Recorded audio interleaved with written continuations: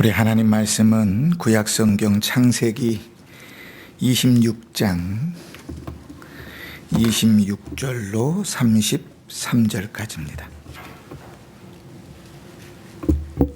제가 가진 성경으로 구약성경 37쪽 전후에 있습니다.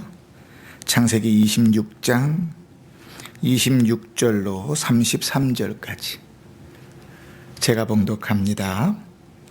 아비멜렉이 그 친구 아헛삿과 군대장관 비골과 더불어 그랄에서부터 이삭에게로 온지라. 이삭이 그들에게 이르되 너희가 나를 미워하여 나에게 너희를 떠나게 하였거늘 어찌하여 내게 왔느냐. 그들이 이르되 여호와께서 너와 함께 계심을 우리가 분명히 보았으므로 우리의 사이 곧 우리와 너 사이에 맹세하여 너와 계약을 맺으리라 말하였노라. 너는 우리를 해하지 말라. 이는 우리가 너를 범하지 아니하고 선한 일만 내게 행하여 내가 평안히 가게 하였음이니라. 이제 너는 여호와께 복을 받은 자니라. 이삭이 그들을 위하여 잔치를 베풀매 그들이 먹고 마시고 아침에 일찍이 일어나 서로 맹세한 후에 이삭이 그들을 보내매 그들이 평안히 갔더라. 그날에 이삭의 종들이 자기들이 판 우물에 대하여 이삭에게 와서 알리어 이르되 우리가 물을 얻었나이다 하매 그가 그 이름을 세바라 한지라. 그러므로 그 성읍 이름이 오늘까지 부엘세바라. 아멘. 한 주간 또 평안하셨지요? 네, 우리가 지난 시간에 하나님께서 믿음으로 살아가는 성도를 어떻게 위로하시는가 하는 걸 좀 살펴봤습니다. 하나님께서 성도를 말씀으로 위로하신다 그랬어요. 말씀을 듣고 한 주간 동안 더 말씀을 가까이 하고 또 말씀을 묵상하고 암송하고 또 말씀을 읽고 듣는 일들 속에 하나님의 은혜가 충만하셨길 바라고 또 하나님께서 그 말씀들 속에서 우리의 심령을 위로하셨으리라 믿어 의심치 않습니다. 하나님은 말씀으로 위로하십니다. 아무것도 아닌 것 같고 늘 아는 말씀인데 그런데 주의 말씀이 우리에게 들려질 때 주께서 우리의 마음을 녹이시고 또 우리를 위로하시고 때로는 힘을 주시고 때로는 우리의 죄를 드러내셔서 우리를 부끄럽게 하시고 우리로 회개하게 하시고 우리에게 소망을 주시는 일들이 하나님의 말씀으로부터 우리에게 있습니다. 그러니 늘 우리가 주의 말씀을 듣기를 힘쓰고 읽기를 힘쓰고 암송하기를 힘쓰고 묵상하기를 힘써야 하는 것은 당연한 일입니다. 그렇지? 밥을 먹어야 몸이 건강해지잖아요. 근데 이제 밥 먹기를 이렇게 멀리 하면 몸이 아무리 운동한다고 건강해지지 않는단 말이죠. 주께서 우리를 말씀으로 위로하신다 하는 사실을 분명히 들었으니까 주의 말씀을 가까이 하기를 힘쓰셔서 하나님의 말씀 속에서 위로를 얻으며 살아가는 복된 성도가 되시기를 주의 이름으로 축원합니다. 아멘. 자, 그런데 우리가 지난주에 하나님께서 믿음으로 잘 살아오는 이삭을 두 가지로 위로하신다 그랬죠. 첫 번째는 말씀으로 위로하신다 그랬습니다. 하나님의 말씀의 위로를 받아본 자는 압니다. 변화가 있지 않아도 주의 말씀의 위로가 우리를 얼마나 힘주는 줄 알지요. 그래 두 번째 위로가 오늘 읽은 본문에 나옵니다. 그 하나님의 위로는 말씀으로만 끝나지 않고 때로는 우리를 높여 주시는 거예요. 우리를 높여주신다는 것을 다른 말로 하면 사람들 앞에 인정받게 한다는 말입니다. 사람들 앞에 인정받게 한다는 말을 다른 말로 하면 아하, 내가 잘 살고 있구나 확인할 수 있게 한다는 거예요. 내가 잘 살고 있구나 확인할 수 있다는 말은 다른 말로 하면 남들도 나도 내가 믿음 생활하길 잘했구나, 믿음으로 살기를 잘하고 있구나 하는 확신을 가지게 한다는 것이죠. 우리의 삶들 속에 담임 목사로서는 여러분의 인생에 하나님께서 이러한 간증들이 좀 많아졌으면 좋겠습니다. 높이시고 또 부유하게 하시고 또 하나님께서 형통케 하시는 일들이 많으면 참 담임 목사로서는 참 좋아요. 그러나 이런 일들이 늘 우리에게 있지만은 않습니다. 하여튼 오늘 말씀 속에서 하나님께서 어떻게 이삭을, 믿음으로 살아왔던 이삭을 위로하시는가 한번 보십시다. 어느 날입니다. 이제 부엘세발까지 와서 살아가고 있는 이 이삭에게 그랄 왕 아비멜렉이 찾아옵니다. 그랄에서 쫓겨나서 그랄 골짜기에서 생활하다가 부엘세바까지 밀려갔잖아요. 이제 그곳에서 살고 있는데 이제 좀 안정되게 안심하고 살고 있는 그때에 아비멜렉이 거기까지 찾아왔습니다. 이 이삭의 입장에서는 아비멜렉의 방문이 대단히 생뚱맞고 의아할 수밖에 없는 것은 싫다고 나가라고 쫓아냈던 사람이 다시 찾아왔다? 이것은 좀 이해하기가 쉽지 않은 거잖아요. 그런데 오늘 성경을 읽어보면 이삭을 만나러 오는 아비멜렉의 마음은 두려운 마음도 있고 또 걱정과 근심의 마음도 가득해서 이삭을 찾아왔던 것입니다. 왕이니까 당연히 군대 장관의 호의를 받으면서 왔을 것이라 하는 것은 이해가 됩니다. 이 군대 장관이 비골이라 이렇게 돼 있는데요. 이 아브라함 때, 그의 아버지 아브라함 때도 군대 장관 비골이라는 사람이 아비멜렉을 호위해서 왔었거든요. 그래서 계산을 해보면 80년이 넘는 세월인데 이 사람 참 오래 사는구나 이렇게 생각할 수도 있지만 그랄의 왕의 호칭을 아비멜렉이라 했던 것처럼 아마도 군대 장관의 호칭, 그 직위도 비골이라 이렇게 이름하지 않을까 싶습니다. 하여간 군대 장관의 호의를 받아서 온 것까지는 이해가 되는데 거기 한 사람이 더 추가됩니다. 누가 추가됐죠? 친구라 표현된 아훗삿이라는 사람이 함께 왔습니다.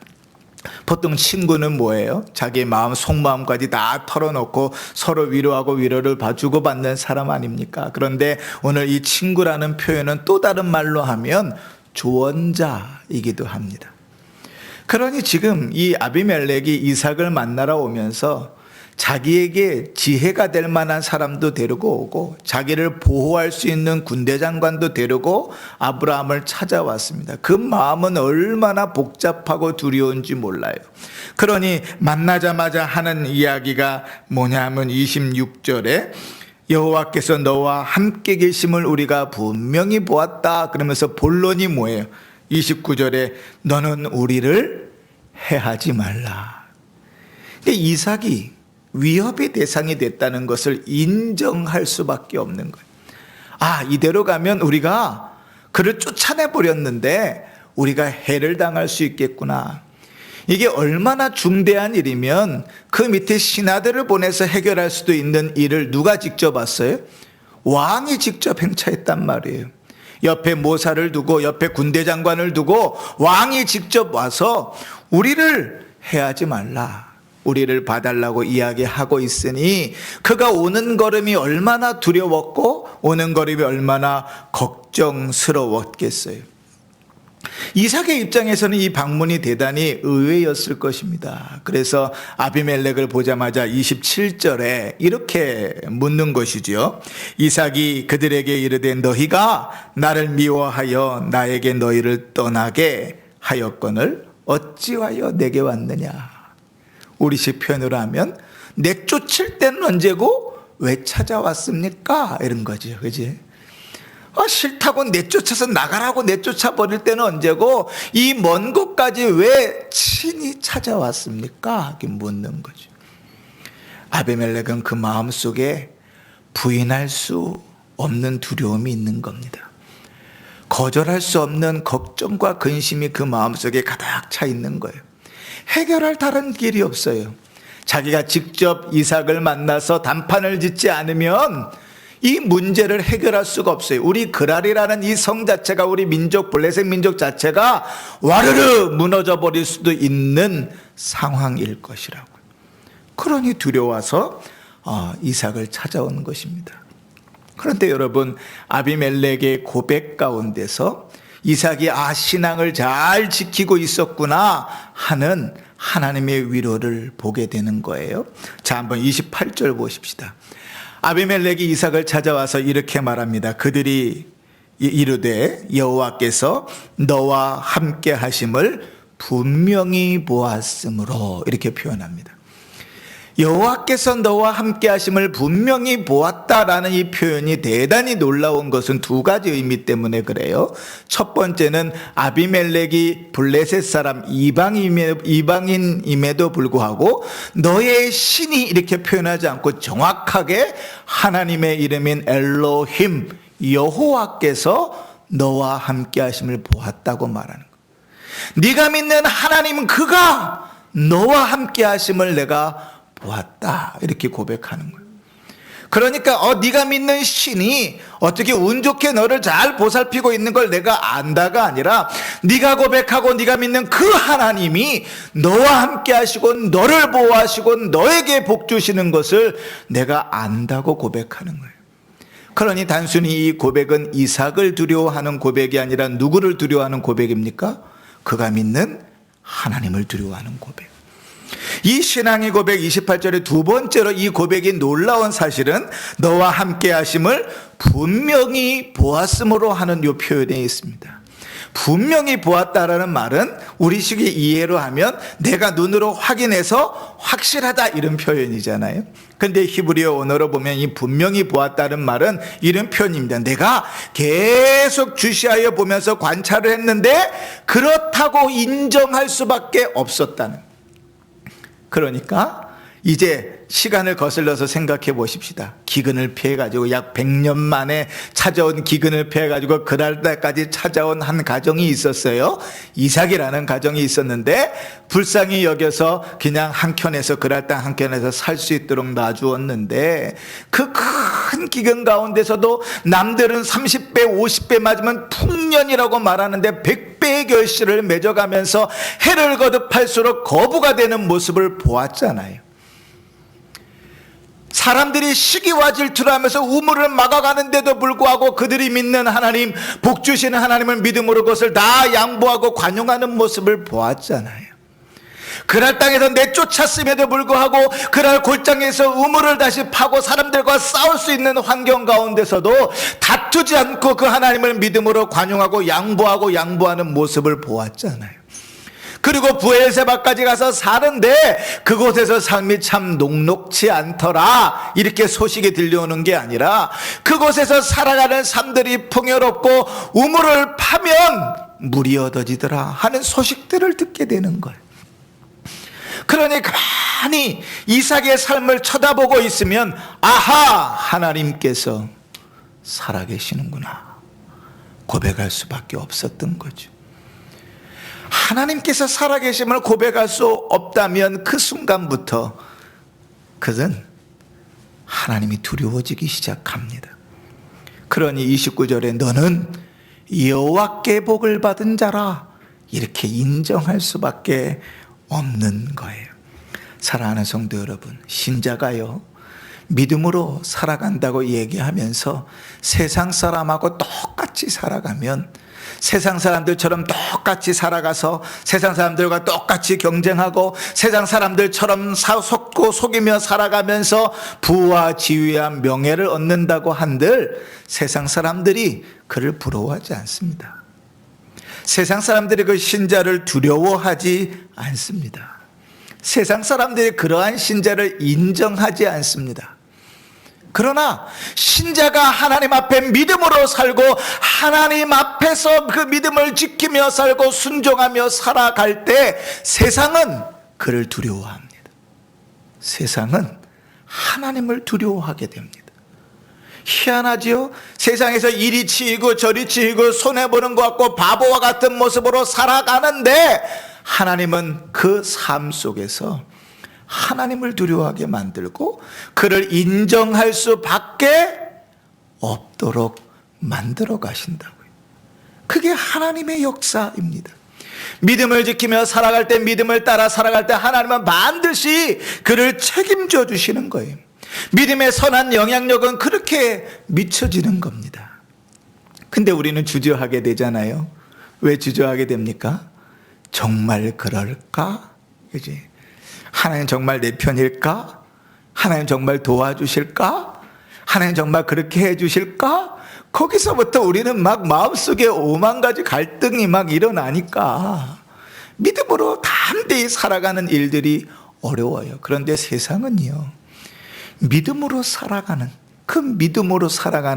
그 사람들로 하여금 하나님의 영광을 드러내게 하십니다. 우리나라에 복음이 막 들어오기 시작했을 때 기독교의 복음화율이라는 것은 아주 미비했어요.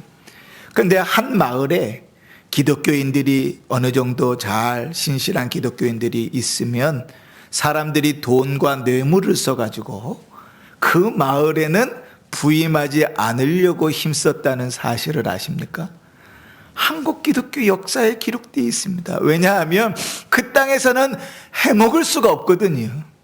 몇 안 되는 그리스도인인데 그들이 믿음으로 살아가는 그 땅에서는 내가 탐과 놀이로 해먹을 수가 없으니까 뇌물을 써서라도 그 마을에는 부임하지 않으려 했던 거예요. 이게 신자의 능력이거든요. 오늘날은 그 신자의 능력들을 많이 잃어버렸지요. 그러나 여러분 꼭 기억하십시오. 신자가 믿음으로 살아갈 때 하나님은요, 그를 높이십니다. 신자가 믿음으로 살아갈 때 하나님은 그 믿음으로 살아가는 그의 삶에 책임져 주시면서 하나님께서 그에게 위로를 얻게 하십니다. 하나님께서 우리 가운데 역사하시는 방법이 그렇습니다. 오늘 이삭을 보십시오. 그의 삶은 참 바보 같고 세상 말로 쪼다 같고 멍청이 같아서 하나하나 자기가 얻은 것 자기 것도 자기 것이라 주장하지 못하고 다 양보하며 밀리는 인생을 살았잖아요. 그날 땅에서부터 브엘세바 올 때까지 사실은 자기 발로 자기의 길을 개척해 온 것이 아니라 밀려서 쫓겨나서 온 인생 아니었어요. 그런데도 불구하고 그가 그렇게 온 것이 힘이 없어서가 아니라, 싸울 수 없어서가 아니라, 그가 소심해서가 아니라 믿음을 지키기 위해서 하나님이 복 주신다는 사실을 믿고 그 하나님께서 내 인생을 인도하신다는 사실을 믿었기 때문에 그 하나님 앞에 관용함으로 브엘세바까지 와서 살았더니 그 모습이 사람들에게 보여지고 평가되는 것입니다. 신자의 모습이 제대로 비치면 사람들은 그를 존중하고 높입니다. 그러나 신자라고 하는데, 목사라고 하는데, 장로라고 하는데, 권사라고 하는데 사람들이 무시하잖아요. 그러면 신자답게 못 산 거예요. 우리의 모습은 그렇습니다. 사람들이 신자답게 사는 자를 두려워하거든요. 그런데 여러분, 오늘 말씀에서 우리가 한 가지 좀 짚고 넘어갈 사실이 있습니다. 그래, 하나님께서 믿음으로 살아가면 우리를 높여주시는구나. 믿음으로 살아가면 인정받게 하시는구나. 믿음으로 살아가면 하나님께서 우리로 사람들 앞에서 인정받도록 높여주시고 우리로 기분 좋게 위로해 주시는구나. 이렇게 생각할 때 우리는 혹 이렇게 인생의 목적을 바꿀 수 있습니다. 뭔가 하면 인정받기 위하여, 그죠? 부유하게 되기 위하여, 하나님이 높여주시기 위하여, 높아지기 위하여 신앙의 흉내를 하며 살아갈 수 있습니다. 그러나 여러분, 목적이 절대로 바뀌어서는 안 됩니다. 인생의 목적은 높아지기 위함이 아닙니다. 인생의 목적은 사람들에게 인정받기 위함이 아닙니다. 우리가 믿음으로 살아가는 목적은 사람들이 우리를 높이고 사람들이 우리를 인정하고 세상에서 우리가 떵떵거리고 잘 살기 위함이 아니라 그것이 우리가 마땅히 살아가야 할 본분이기 때문에 그렇습니다. 하나님께서 우리를 자녀로 부르셨습니다. 하나님께서 우리 죄악받은 우리를 그리스도의 대속으로 말미암아 구원해내셨습니다. 그러니 구원받은 성도로서, 지음받은 성도로서 하나님 앞에 겸손하게 살아가고 믿음으로 살아가는 것은 당연한 본분입니다. 그지? 그런데 그 본분이 목적이 되어야지, 본분이 아니라 높아지는 것이 목적이 되면 인생은 그때부터 변질되기 시작해. 여러분, 사람들의 삶을 한번 보세요. 사람들의 인생들을 보면 어떤 사람은 자기가 배운 대로, 아는 대로 윤리적으로, 도덕적으로 바르게 잘 사는 것이 그 삶의 목적인 사람이 있습니다. 그런 사람은 어느 곳에 나서도 빛이 납니다. 어느 곳에 세워놔도 그런 사람은 영향력을 발합니다.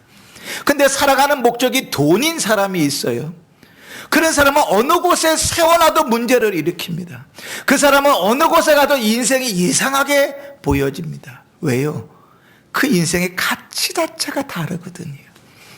사랑하는 성도 여러분, 신앙의 본질은 높아지는 것이 아닙니다. 신앙의 본질은 이 땅에서 잘 먹고 잘 사는 것이 아닙니다. 신앙을 지키며 살아가는 신자의 본질은 이 땅에서 인정받는 것이 아닙니다.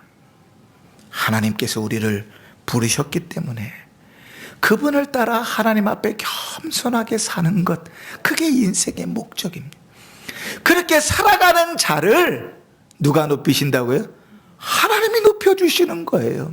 내가 높아지려고 발버둥 쳐서 올라가는 것이 아니라 하나님 앞에 믿음으로 충실하게 살아가는 자를 주께서 높여주시는 거예요. 이러한 인생을 아주 정확하게 모델로서 보여주신 분이 우리 구주 예수 그리스도이십니다.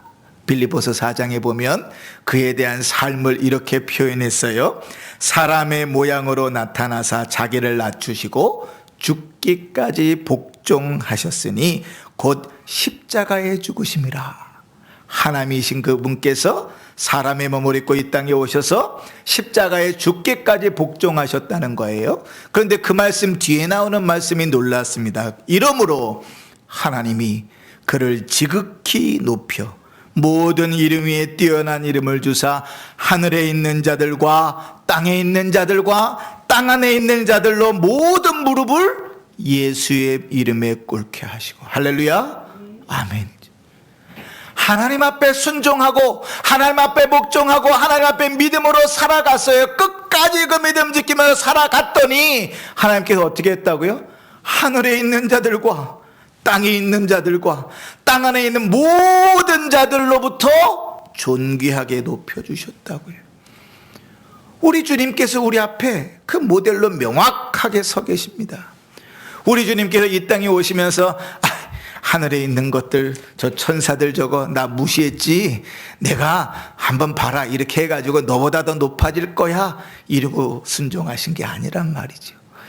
야, 이 죄 많은 이 사람들, 하나님께서 만드실 때 얼마나 하나님의 형상을 아름답게 만들었는데 그 정도로 타락했냐. 이놈들 봐라, 내가 너네로 하여금 콧대를 납작하게 낮춰서 나를 높일 수 있게 할게. 이래서 이 땅에 오신 게 아니란 말이에요.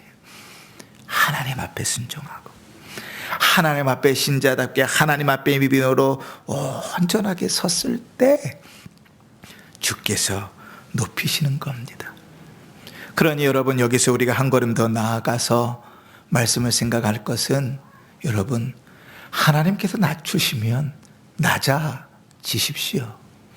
우리의 마음을 늘 높은 곳에다 올려놓지 마십시오. 사람들에게 대접받으려고 하지 마십시오. 사람들에게 인정받으려고 하지 마십시오. 사람들을 위해 높아지려고 하지 마십시오.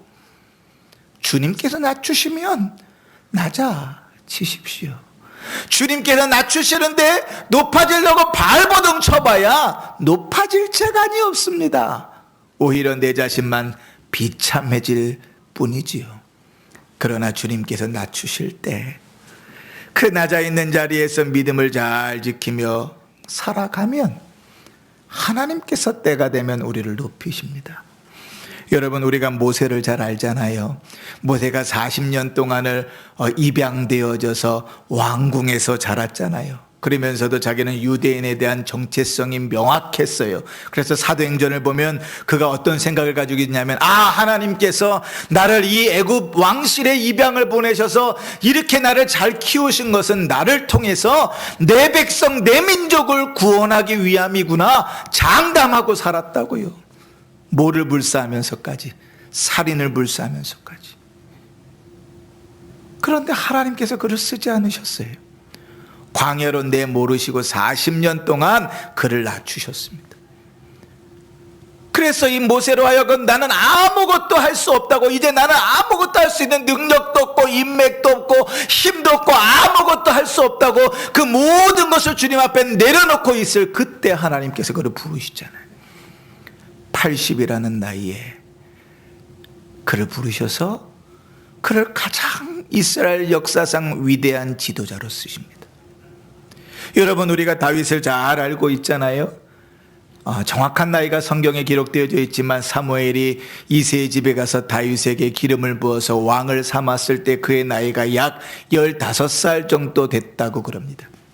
그런데 우리가 성경을 쭉 읽어보면 다윗이 유대 민족의 왕이 된 때가 30살 때입니다.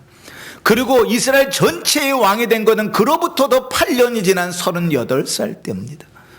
그러면 여러분 한번 생각해 보십시오. 왕으로 기름 나중에 붓기라도 하지 15세 기름을 부어놓고 15년 동안 하나님께서 온갖 고생을 다 시키셨다고요.